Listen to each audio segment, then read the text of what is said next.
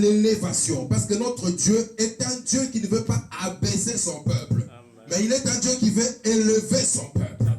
Pour que son peuple soit cette lumière sous la montagne qui brille. Amen. Voilà le but de l'Éternel. Alors nous voulons vraiment avoir ce temps pour partager ces étapes de la vision jusqu'à l'élévation. Et nous prendrons le texte ce dimanche. Nous le tirons de Genèse. Nous allons prendre la parole de Dieu. Dans Genèse, nous lirons le chapitre 37. Genèse 37. Les versets 5 à 11.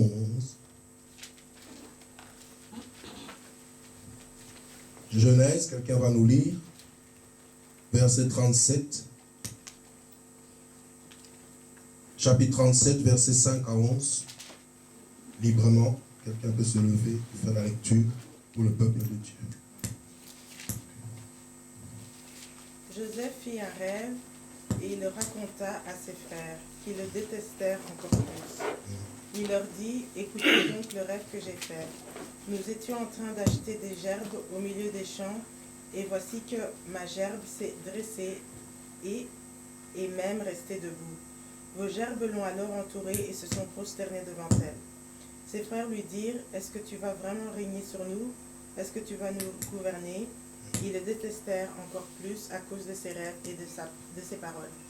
Joseph fit encore un autre rêve, il le raconta à ses frères. Il dit, j'ai fait encore un rêve. Le soleil, la lune et 11 étoiles se prosternèrent devant moi. Il le raconta à son père et à ses frères. Son père lui fit des reproches et lui dit, que signifie le rêve que tu as fait? Faut-il que nous venions, moi, ta mère et tes frères, nous prosterner jusqu'à terre devant toi? Ses frères se montrèrent jaloux de lui, mais son père garda le souvenir de cela. Amen. Prière. Éternel Dieu, je te donne toute la gloire ce matin. Seigneur, il est bon que je diminue, que tu croisses. Il est bon que tu apparaisses, que je disparaisse. Et que tu parles à ton peuple. Et que tu puisses édifier chacun, Seigneur notre Dieu. Que la vie de ceux qui écoutent ne soit plus jamais la même. Parce que ta parole transforme.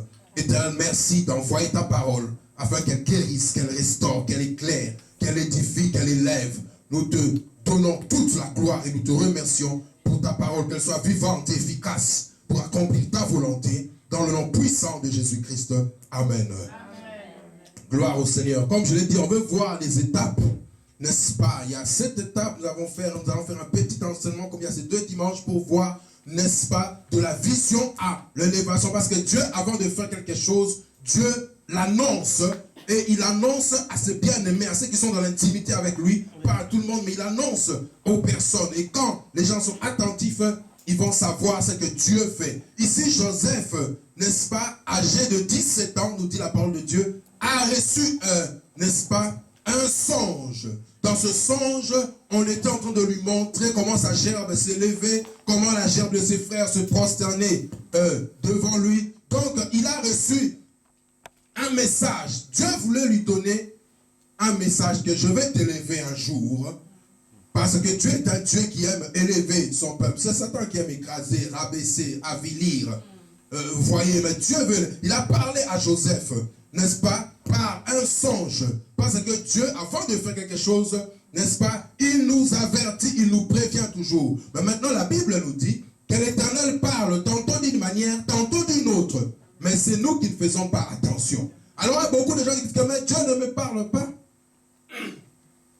Dieu a plusieurs manières de parler. Vous voyez, l'essentiel c'est que Dieu parle. Mais Dieu parle pendant que je prêche, Dieu parle.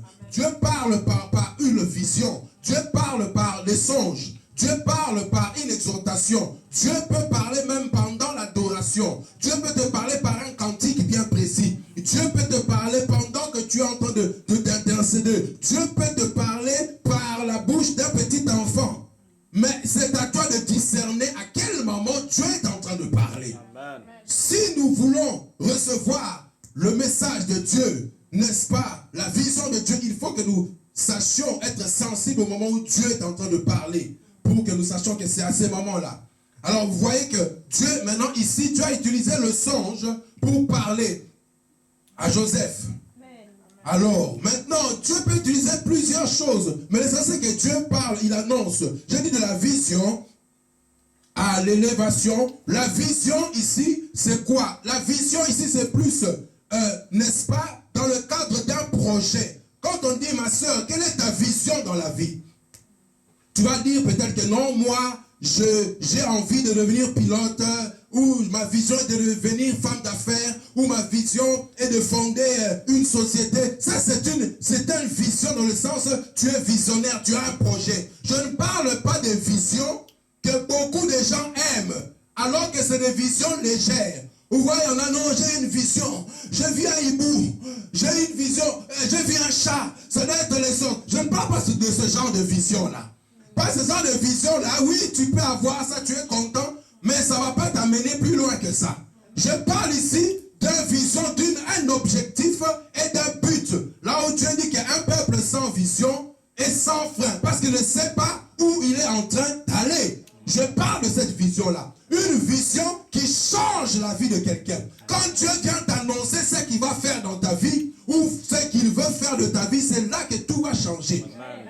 Je ne parle pas de vision, de personnes qui voient Ibo, non, avec la tête de ma belle-mère, ça doit être elle la sorcière dans ma vie, ça doit être lui les sorcières. Je ne parle pas de ce genre de vision là-bas, qui ne font pas avancer la vie des gens. Mais il y en a qui viennent dans les églises, ils viennent chercher la face des sorciers. Non, moi je viens à l'église pour chercher la face du Seigneur.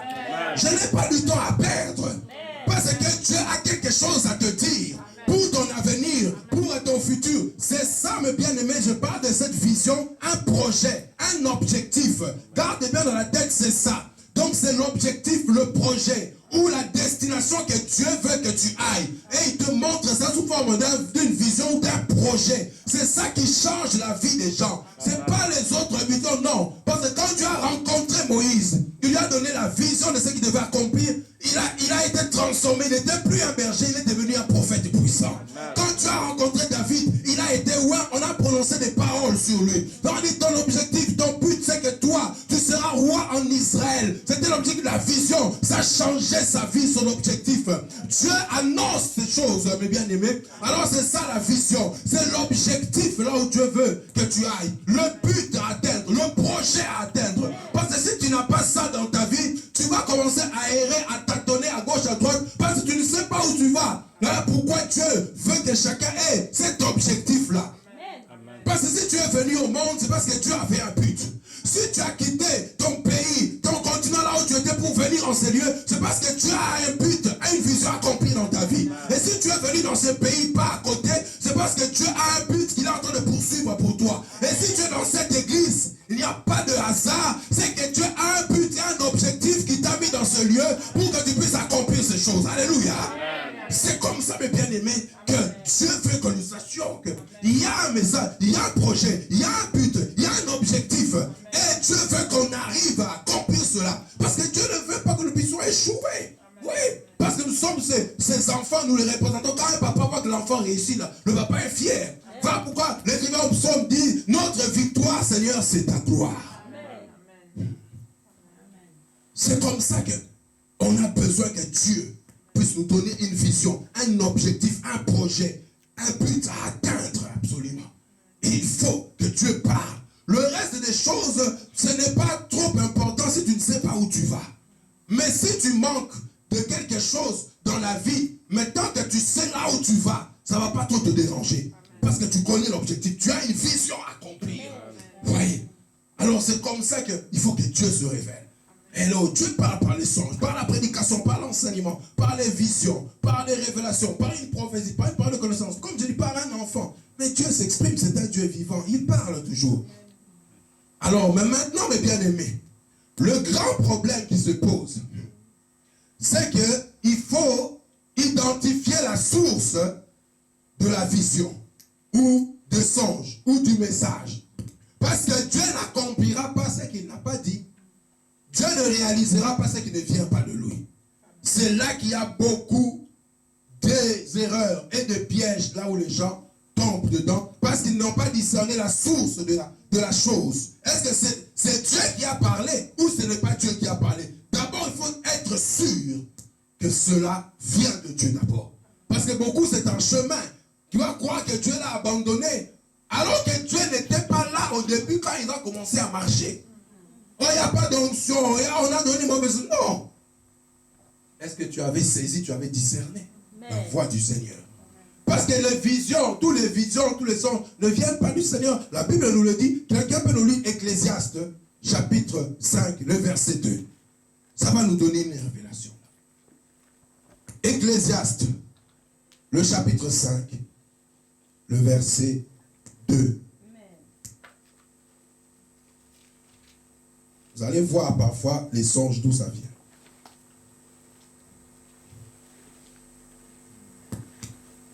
Ecclésiaste chapitre 5, verset 2. Oui, les rêves surgissent dans un flot d'occupation et la voix de l'homme stupide dans un flot de paroles. Relis la première phrase. Qu'est-ce qu'elle dit? Oui, les rêves surgissent dans un flot d'occupation. Merci. Ou on nous dit aussi dans notre version, les songes viennent par la multitude des occupations. Oui, c'est que les gens ont vu pendant la journée. Quand il va dormir, il va rêver ce qu'il a vu pendant la journée. Et il va croire que Dieu a parlé. Ouais, il a tellement convoité une voiture pendant toute la journée, il n'a pas l'argent, il a tellement regardé cette voiture. Quand il va dormir, il rêve de cette voiture et il dit que Dieu a parlé, Dieu va me donner ça. Or non, c'est la multitude des occupations parfois qui créent des songes dans la vie des gens. Et Dieu n'a pas parlé. La Bible le dit, attention, donc la plupart de ce que les gens rêvent, ça ne vient pas de Dieu. Vous voyez, ça vient des occupations de la journée. C'est qu'il a vécu en journée. Mais en matière de mariage, tu aimes tellement ce frère, tellement cette soeur. Tu vas dormir, mais tu rêves. Ah, Dieu m'a parlé, ma soeur. J'ai été vu en songe. Dieu m'a dit, non, tu rêves déjà, donc fatalement, tu vas rêver d'elle. Et tu crois que Dieu a parlé? Non, c'est la multitude, c'est que tu as vu pendant la journée. Et certains, il va regarder des films bizarres, des films d'horreur. Il va dormir. Tu rêves des démons, des sorciers, on m'attaque. Non, c'est toi qui as regardé ce genre de choses avant de dormir. Voilà pourquoi tu as rêvé. Il n'y a pas d'attaque là, c'est toi.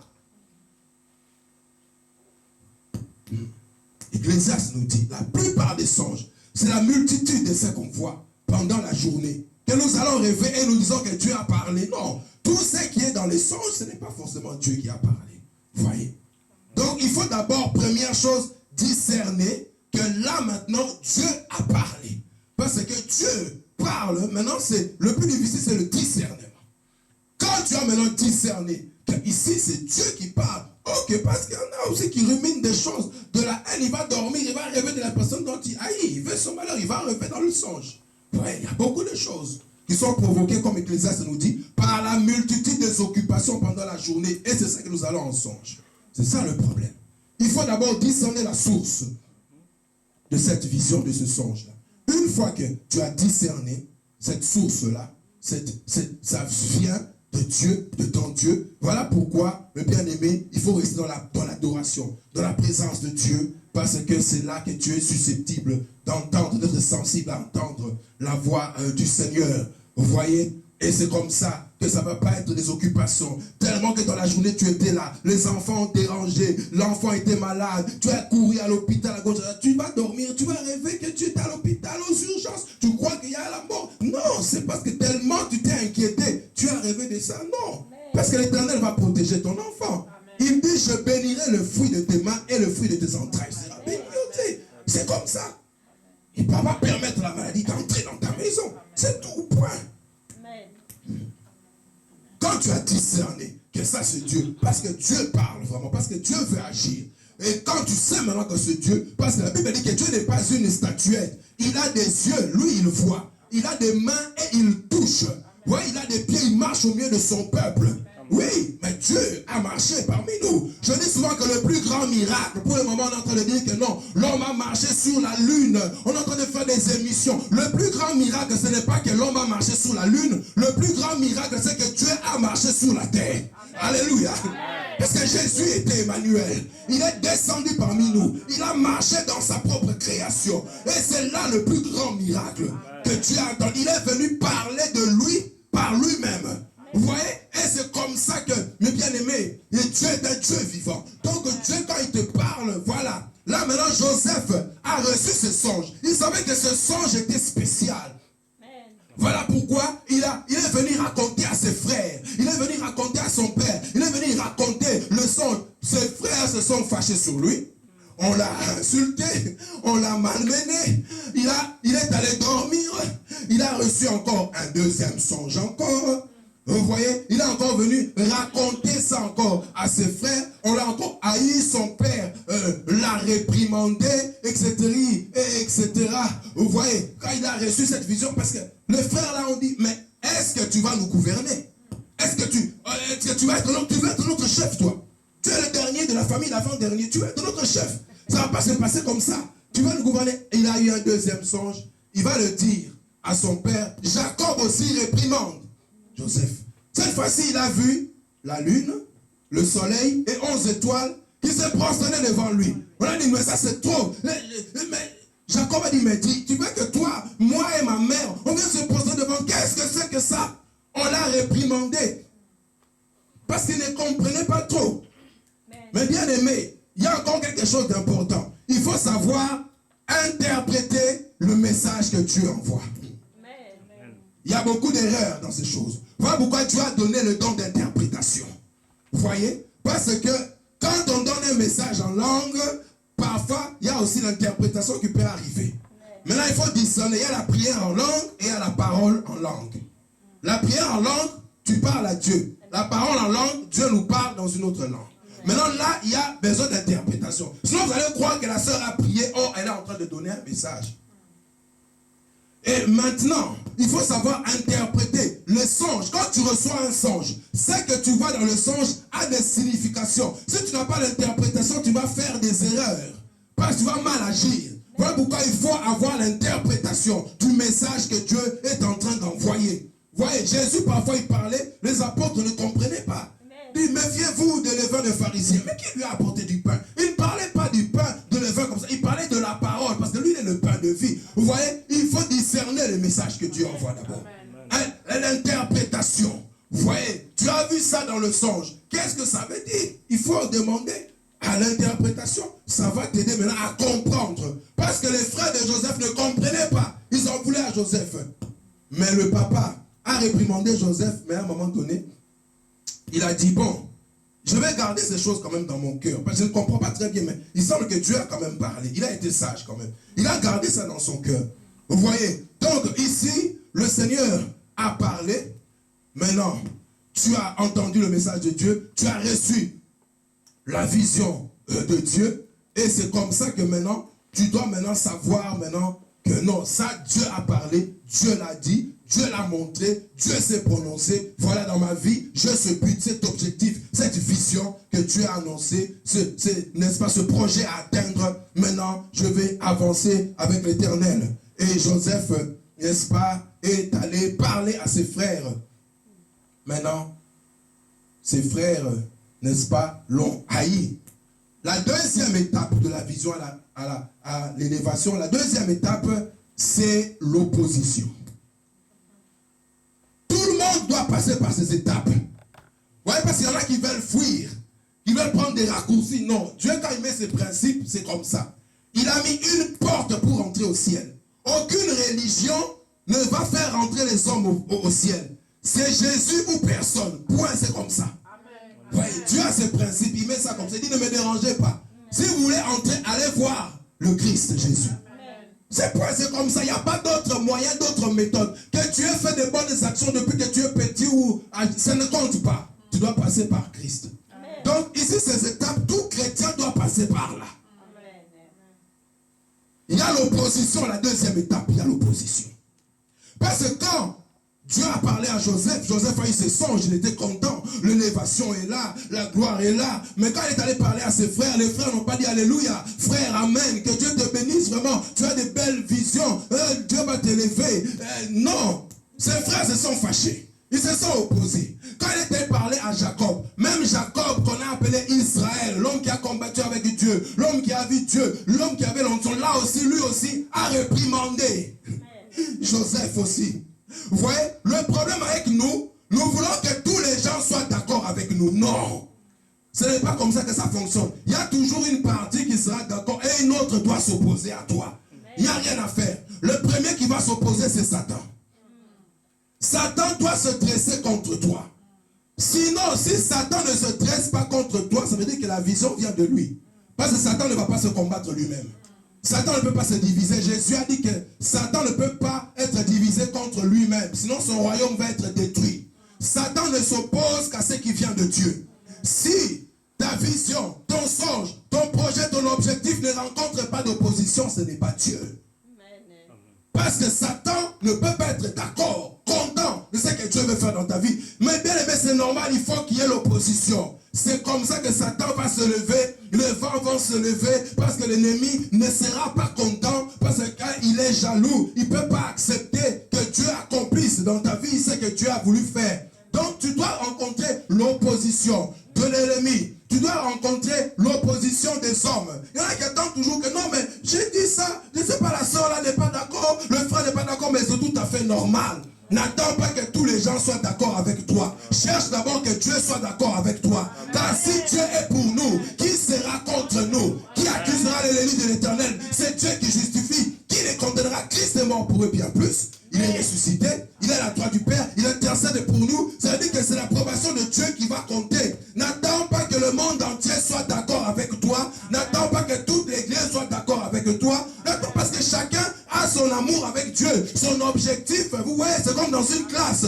Il y a des doubleurs dans la classe. Il y a des tripleurs dans la classe. Et il y en a qui veulent terminer les études pour travailler. Alors toi, si tu es sérieux, tu veux réussir pour aller travailler, mais n'écoute pas les doubleurs. Lui, il est là, il veut rester là. Il cherche des gens qui vont rester dans la même classe avec lui. Pour continuer à doubler. Non, mon bien-aimé. Toi, tu veux avancer avec le Seigneur. Alors ne te fie pas à ceux qui sont à gauche ou à droite. Tu ne connais pas leur relation avec Dieu. Regarde l'objectif et avance avec le Seigneur. Si tel n'est pas venu à l'église, ça c'est son problème. Mais ce n'est pas lui qui est mort à la croix pour toi. C'est Jésus qui est mort à la croix pour toi. Toi, lève-toi et viens dans la maison de Dieu. Alléluia. Une fois, il y a une sœur qui m'a dit, apôtre, je voulais à l'église. Il y a un moment qui m'a dit, aujourd'hui, on n'y va pas. Mais pourquoi? Non, écoute, c'est moi qui t'ai amené à Jésus. Alors tu écoutes, tu restes à la maison. Il dit, mais non. Tu m'as amené au Seigneur, mais tu n'es pas Jésus. J'irai dans la maison de Dieu. Parce que Dieu utilise les gens. Mais il faut aller. Vous savez qui a été prié pour l'apôtre Paul quand il était aveugle pour qu'il devienne chrétien, qu'on le baptise? On avait envoyé Ananias. Ananias est venu après. Il a dit, voilà, Dieu m'a envoyé pour prier pour toi. Et tes yeux se sont ouverts. Mais quand il a commencé son ministère, il est allé beaucoup plus loin que les gens qui l'ont amené à Jésus. Amen. Parce qu'il ne regardait pas ces gens. Si tu regardes les gens, il y en a qui sont des doubleurs, des tripleurs. Lui, ça l'amuse bien.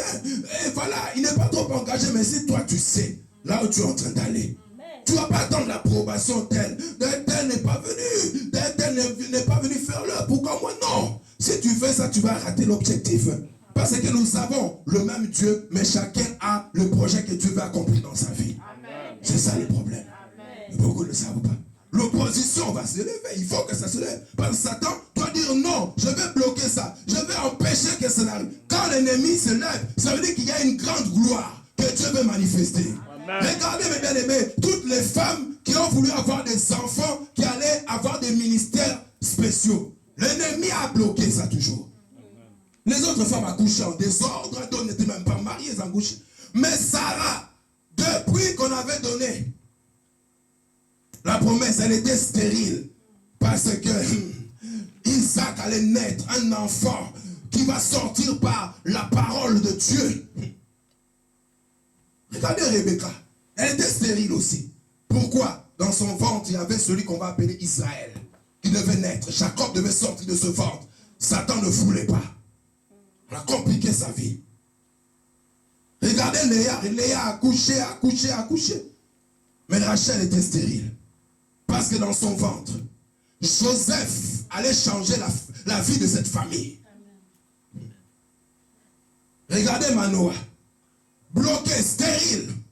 Parce que Satan savait que ce couple va enfanter de Samson, qui va libérer Israël de la main des Philistins. Il y a un guerrier qui dort dans ce ventre. Regardez Élisabeth, stérile. Parce que celui qui va préparer les chemins du Seigneur, Jean-Baptiste, devait sortir de ce ventre. Satan doit s'opposer. Regardez Anne, stérile. Mais celle qui était là, sa rivale, avait des enfants et des enfants et des enfants. Parce que Samuel, un prophète puissant, allait sortir de ce ventre. Satan ne voulait pas. Satan doit s'opposer à toi. Alors quand tu vois, n'est-ce pas, l'opposition, sois content. Il y en a qui vont dire que non, l'opposition, non, moi je... Non, sois content. Ça veut dire que Satan a peur de quelque chose. Voyez, il se méfie de quelque chose. Voyez, c'est comme ça que beaucoup n'ont pas compris. L'opposition maintenant, tout le monde ne va pas être d'accord avec toi. Mais que tous les gens sont d'accord avec lui. C'est une erreur. Non, on m'a vexé, on ne voulait pas me soutenir, on n'était pas d'accord avec moi. Si c'est comme ça, moi, je laisse tomber. Non, c'est tout à fait normal. Les hommes vont se lever. L'ennemi va se lever. Mais ici, Joseph a reçu un deuxième songe encore. Après qu'il a parlé, n'est-ce pas, du songe qu'il a reçu à ses frères,